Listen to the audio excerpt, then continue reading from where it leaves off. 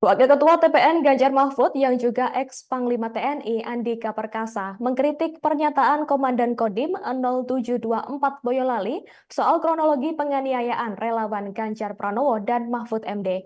Sebelumnya dikabarkan Komandan Kodim bernama Letkol Infanteri Wiwoko Wulang Widodo mengatakan bahwa penganiayaan tersebut merupakan spontanitas yang dipicu kesalahpahaman.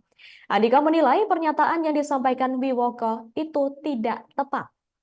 Menurut Andika, pernyataan soal kesalahpahaman itu tidak sesuai dengan kejadian yang terlihat di video saat aksi penganiayaan terjadi.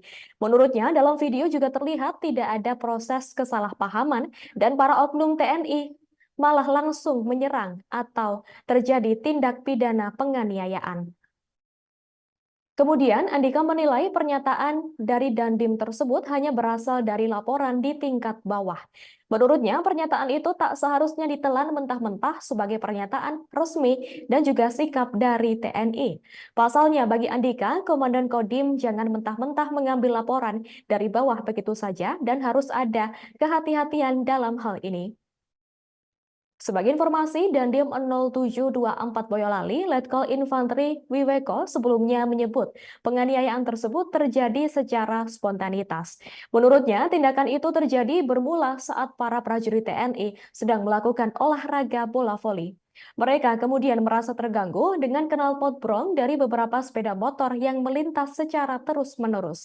Saat itu, mereka kemudian mendengar adanya suara berisik yang berasal dari kendaraan sepeda motor. Para oknum TNI itu kemudian secara spontan membubarkan pengendara sepeda motor tersebut.